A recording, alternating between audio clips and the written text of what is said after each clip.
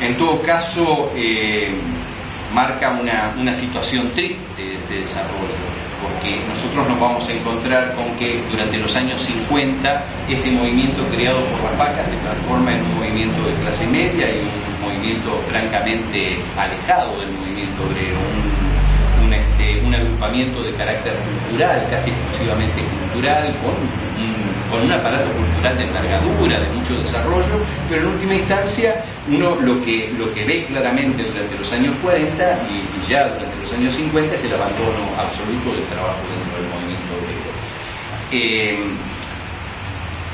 Eso es lo que, digamos, lo nuevo de esa FACA. Yo quería mencionar además una cosa respecto a la FONC. La FONC, uno lo visualiza como ese gran emprendimiento de construcción de un aparato industrial, de un sindicato industrial. El caso de la FONC es digamos, la situación de organizar una federación en un marco en el cual la industria es lo más incipiente, digamos, en un marco de trabajo en el cual, digamos, la industrialización es más incipiente que en otros sectores. Es decir, la construcción, aún en los años 30, en los años 40 e incluso todavía en los años 50, sigue manejándose con una cantidad de oficios muy específicos, muy concretos. Justamente uno lo que debiera preguntarse es qué enorme esfuerzo desarrollaron los comunistas y los anarquistas para convertir un gremio de este carácter en un gremio industrial. Justamente porque es enormemente difícil constituir a la construcción como un gremio industrial. Por lo menos así lo era en los años 30 y 40. Hoy en día las cosas han cambiado, no han cambiado demasiado. Yo no sé si hay alguien que tenga acá experiencia de trabajo en la construcción, pero si hay alguien en esa situación, me gustaría que se pusiera a pensar en su propia situación de trabajo, en su relación con su trabajo. Y se daría cuenta de que, de hecho, aún a pesar de que el desarrollo industrial, por supuesto, ya en el siglo XXI ha abarcado todas las ramas productivas, lo cierto es que en la construcción todavía permanecen muchas estructuras que tienen que ver con una estructura de oficio. Esto es así, es inevitable.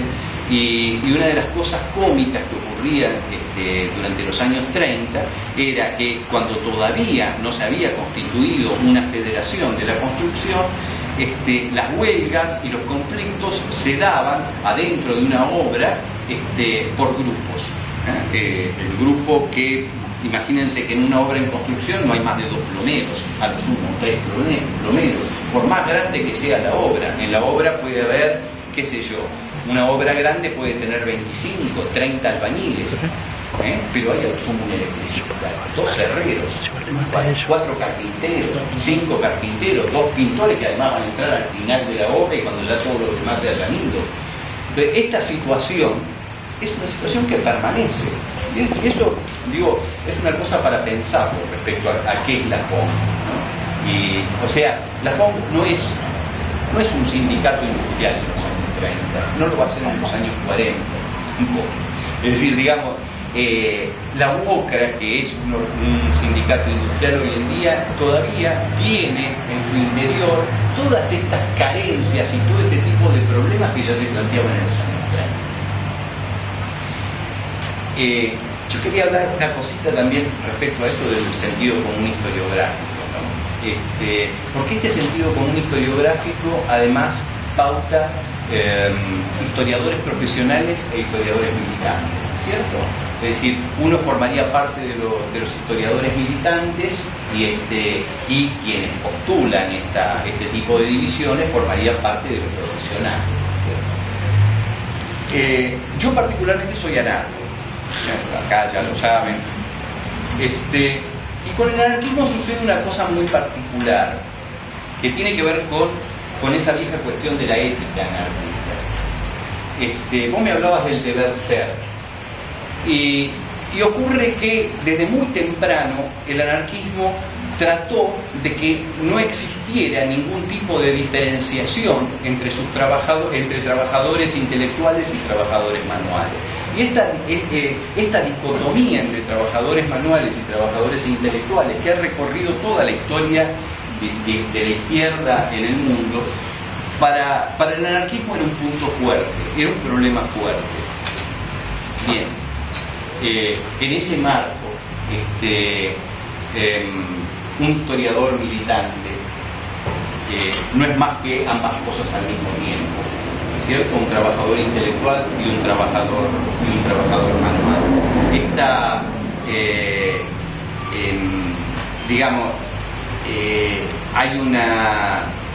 Hay una vinculación entre eso que uno hace y eso que uno piensa. Yo no sé cómo un historiador profesional puede seccionar por la mitad su ser para ser profesional en un aspecto y pensar en otro aspecto.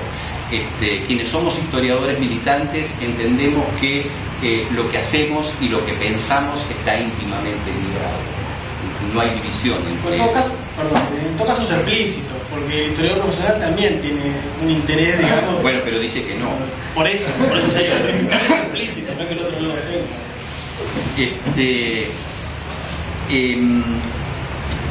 Nada, yo no soy muy anarco, no he preparado absolutamente nada.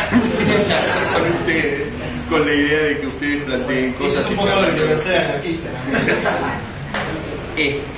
quería sí, respecto a este tema de la ALA y los anarcobolcheviques, que es un tema muy interesante y que está muy poco estudiado. De todos modos, hay un texto muy interesante de un volante argentino, Andrés Duewi, no Andreas, exactamente cómo se llama. Andreas. Sí, es hijo de un argentino, creo. Es holandés, nacido. Yo sé que está trabajando ahora en la Universidad de Comahue. ¿Ah, sí? Sí.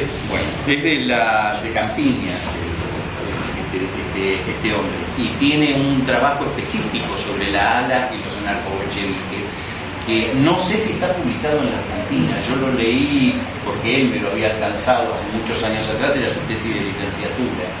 Se consigue en castellano en el CEDINSI.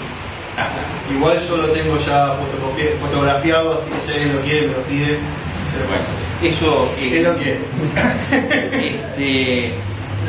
la ALA es francamente la primera organización específica del anarquismo en la Argentina, porque uno podría hablar sí que en 1920 ya se había constituido una federación de grupos, muy laxa, que además tuvo una primera reunión y no volvió a tener ni siquiera una segunda reunión.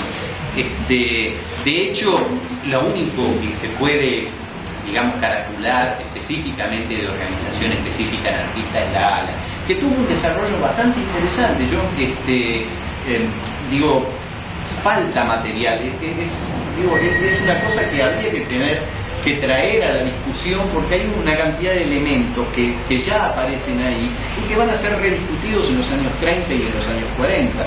Es decir, el industrialismo no nace en la discusión de los anarquistas en los años 30, nace a fines de la segunda década del siglo, o sea, entre el año 18 y el 19, ya después de la Revolución Rusa.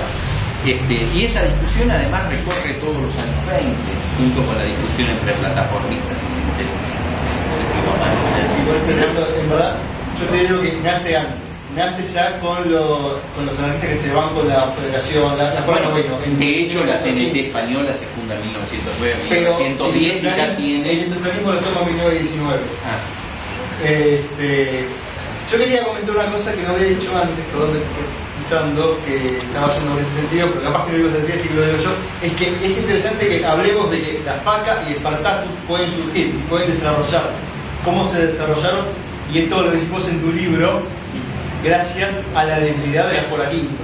Porque en la década del 20, la Fora Quinto, ante experiencias similares que se querían salir como el ALA, tenía respuestas que iban desde el techo del anarquismo hasta la violencia física. Sí. O sea, el anarquismo, claramente, cuando yo hablaba de las turbulencias estambóticas y la reacción interna, no solamente es discursivo, también iban a las manos, a los puños y a los balazos, como pasó en La Pampa y en General Pico en 1924. Sí, nosotros tendríamos que explicar por qué los años 20 son años de una violencia inusual dentro del propio movimiento.